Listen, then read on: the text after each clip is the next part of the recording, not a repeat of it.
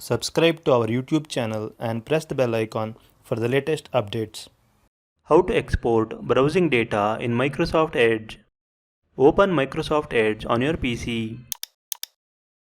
Click on the three dots icon in the top right corner of the window. Select History from the drop-down menu. History window will open. Now click on the three dots icon in the top right corner of this window. Select Open History page from the drop-down menu.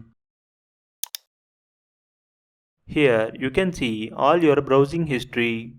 Most recent history is shown first and older history can be found below.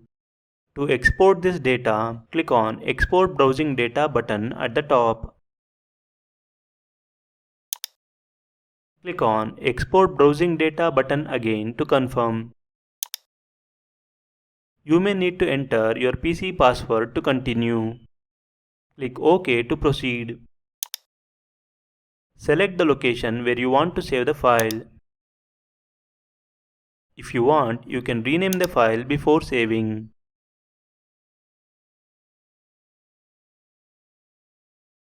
Click Save.